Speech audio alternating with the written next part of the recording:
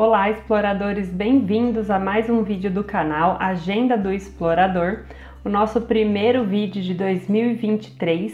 Então, bem-vindos, vamos nos aventurar aí mais esse ano. Se você não é inscrito aqui no canal, não deixe de se inscrever e também de seguir a gente aí no Instagram, que tem bastante coisa interessante. E nesse vídeo nós vamos falar sobre a cidade de São Paulo. Agora em janeiro, 25 de janeiro, é aniversário da cidade e eu não poderia deixar de falar com vocês sobre o pátio do colégio, que é aí o local onde a cidade de São Paulo nasceu. Vocês vão reparar no vídeo que eu e a pessoa que eu estou conversando estamos usando máscara, porque na verdade esse vídeo foi gravado no começo do ano passado, então tem um tempinho aí. Então pode ser que alguma coisa aí faça referência a 2022, então eu já deixo esse destaque aí para vocês. Mas é um local que vale muito a pena visitar, né? O berço de São Paulo mesmo, muitas referências ao seu surgimento. É muito interessante conhecer essa história e de tantas informações eu precisei dividir o vídeo em duas partes, porque tem muita coisa mesmo.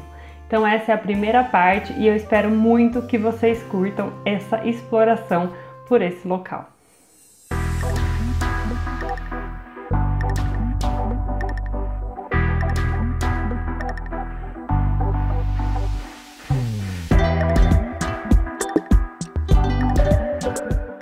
Bom, pessoal, a gente está aqui dentro então do complexo, né, que é o pátio do colégio. A gente está aqui com a Carla, ela é coordenadora e historiadora aqui do pátio, vai nos apresentar o local, contar um pouco da história da cidade. Então a gente está aqui dentro do museu. Carla, então obrigada por receber a gente e conta então um pouco aqui desse espaço para o pessoal. Primeiro, bem-vindos aqui, né, no pátio do colégio, né? Nós estamos agora dentro do Museu Anchieta, que é uma parte do pátio do colégio. Ele é um complexo histórico, cultural, religioso que pertence à Companhia de Jesus. Então a gente tem o Museu Anchieta, a Biblioteca Padre Antônio Vieira, a Igreja São José de Anchieta, que também a gente vai conhecer. E nós temos toda essa parte aqui em São Paulo.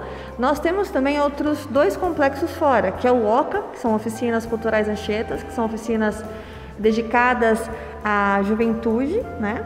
Essas oficinas gratuitas para esses jovens aprenderem uma profissão. E nós também temos um outro museu, né, que é o Museu de Artes Sacras Jesuítas, que fica em Embu das Artes. Então, o complexo do pátio do colégio são essas três grandes obras, né, que complementam aqui o nosso espaço de São Paulo.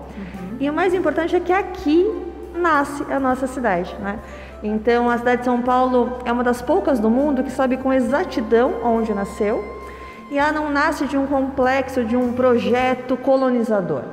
Ela nasce de uma escola, né? De um projeto da Companhia de Jesus, dos jesuítas, né? De ensinar, de catequese, né? de acolher essas pessoas que aqui viviam. Então, a cidade de São Paulo nasce em torno do pequeno colégio dos jesuítas em 25 de janeiro de 1554. E tem uma grande ligação com os indígenas, né? Que os jesuítas vieram para cá para catequizar os indígenas, né? Então a gente tem uma forte relação deles aqui também na construção da cidade. O motivo, a vinda da Companhia de Jesus para o Brasil foram exatamente os indígenas, que obviamente foram quem ajudaram a construção dos primeiros colégios, das primeiras casas, né? Porque eram também para eles próprios, né? Então assim, esse projeto inicial, sem, por exemplo, a figura do líder indígena Tibiriçá, que era muito próximo dos jesuítas, seria impossível, né, a construção dessa primeira cabana, né, de pau a pique, que é o que deu origem a todo esse complexo que a gente tem hoje. Então você falou da figura do Tibiriçá, né, que foi super importante, ele que fez essa ponte, né, entre os jesuítas, até os portugueses e os indígenas, né? E a gente tem a figura do Anchieta, que é o símbolo aqui também do pátio, né? Sim, fala um pouco dele pra gente. Ele tinha vários dons, né? Então, tanto dons terrenos quanto dons fora disso, né? Então, assim, além... hoje, Anchieta foi canonizado pelo Papa Francisco em 2014, né? Então ele é um santo da igreja. Então, ele tem essa questão dos dons, né? Das curas, né, que ele realizou, mas também o Anchieta, ele foi um boticário, então ele também curava não só pela questão da fé, mas questão da medicina, né? Ele era um botânico, né? Ele foi um boticário, Então ele trabalhou com teatro, então ele tinha, ele conseguiu perceber que na cultura indígena a questão da teatralidade facilitaria muito a compreensão deles, né? Assim como o Manuel da Nóbrega trouxe a música, ele trouxe o teatro, então foi essa junção muito importante desses dois, foi essencial. E além de tudo, ele tinha esse grande dom da fala e da escrita, né? Então foi um grande professor aqui no pátio do colégio, nesse colégio de São Paulo de Piratininga, nos seus primeiros anos. Tanto que a questão da gramática, do tupi, ele aprendeu, né, essa língua para poder evangelizar os indígenas, né? Anchieta, como teve um longo contato com esses indígenas, ele conseguiu captar melhor essa língua nativa. E a tradução hoje ainda é uma das mais importantes, né? Nós estamos passando tantos séculos, mas ainda foi a primeira e mais importante da língua brasílica que nós temos hoje, foi essa gramática. E a gramática que permitiu que todas as aulas, a catequese, as aulas de ciências, de música, eram dadas na língua nativa. Esse foi um grande diferencial. Uma língua falada até o século XVIII, quando o Marquês de Pombal proíbe o ensino da língua tupi. Então, assim, era a língua mais falada em São Paulo até o século XVIII. E depois, no século XVIII, aí o Pombal não expulsa só de São Paulo, mas expulsa de todo o Brasil, mais ainda de todas as colônias portuguesas, né? Então, e aí, na verdade, a grande causa da expulsão da Companhia de Jesus, para a gente resumir, seria o ensinar a pensar, é a educação, né? Foi dito muita coisa, mas o fato de você dar oportunidade, dar o conhecimento para alguém, faz com que a pessoa tenha um poder muito grande, e isso ia atrapalhar muito a colonização, né? Tanto que Pombal não expulsa só a companhia, Pombal destrói os prédios, Pombal queima bibliotecas, Pombal expulsa o corpo de José de Anchieta.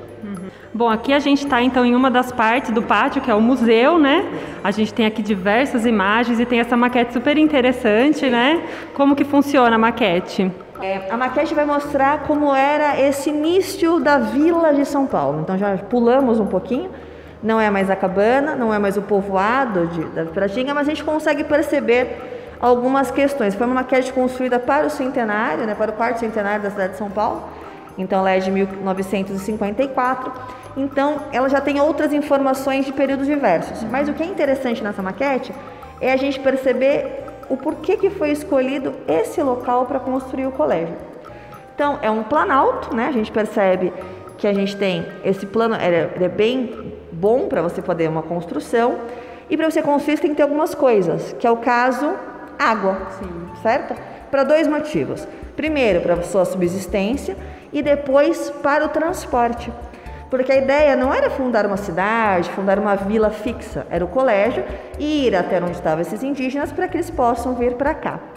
Então nós temos dois rios muito importantes e muito conhecidos até hoje em São Paulo, que é o Tamanduateí.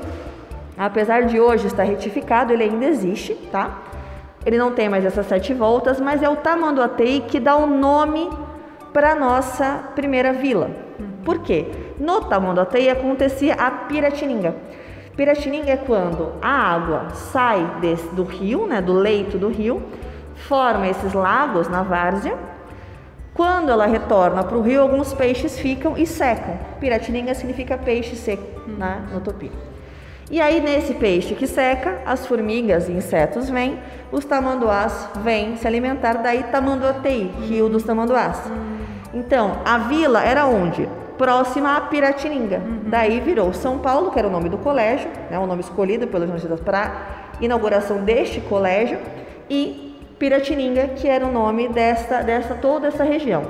Do outro lado, nós temos o Anhangabaú, que não existe mais como rio, mas é um vale muito conhecido aqui em São Paulo, onde acontecem eventos, atividades culturais. E este vale, o Anhangá, era uma divindade indígena, né? E essa divindade habitava essa região.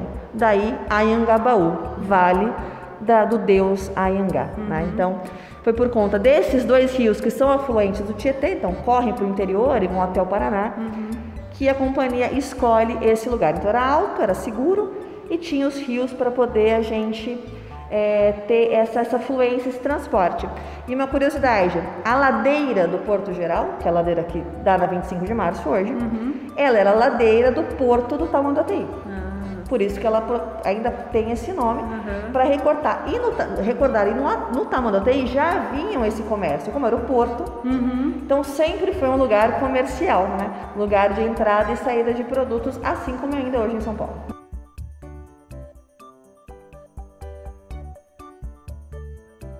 Bom, aqui então a gente está numa outra parte, né, do pátio, que é a cripta, né?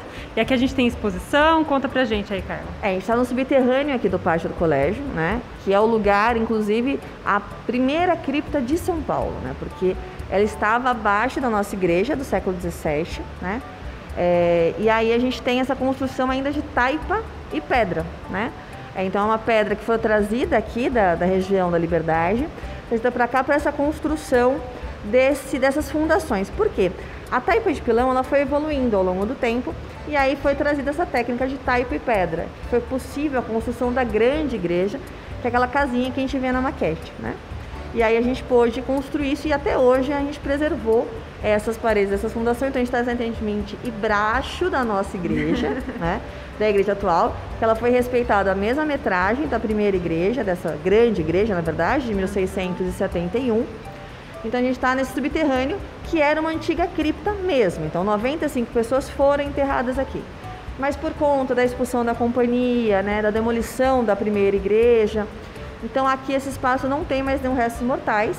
É um espaço de exposições, né, que, como eu falei, preserva as paredes originais, mas o espaço hoje são para exposições temporárias. Então a gente tem uma exposição indígena, mas pode ter várias exposições ligadas sempre à história de São Paulo ou à história da Companhia de Jesus, né?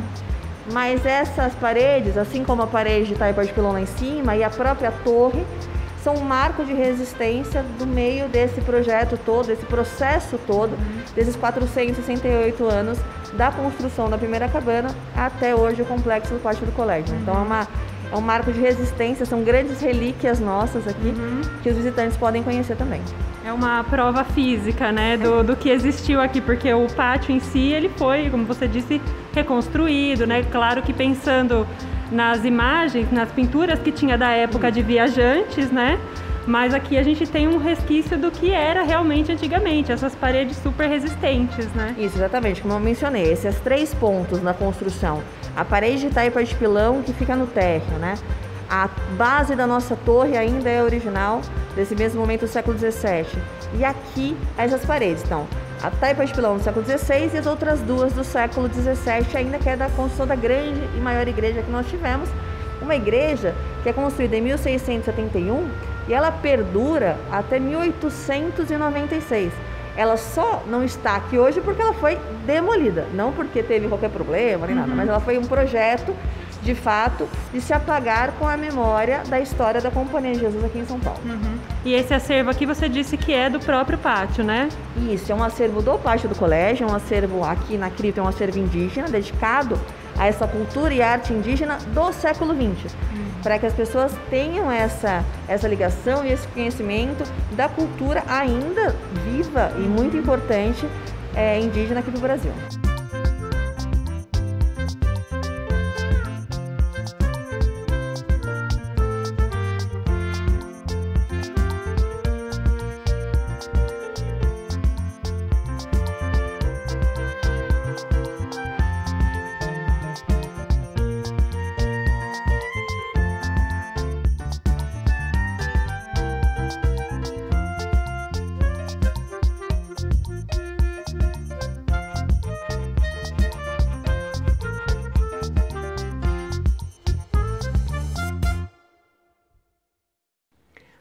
Bom, pessoal, espero então que tenham curtido essa primeira parte do vídeo. Como puderam ver, né, tem muita coisa aí sobre a história de São Paulo. E não deixe de acompanhar aqui as postagens, as publicações no canal e no Instagram, que já já vai sair a segunda parte do vídeo com muito mais coisa interessante que tem no pátio do colégio para você poder conhecer tudo que pode ser apreciado por lá. Então nos vemos no próximo vídeo e até a próxima!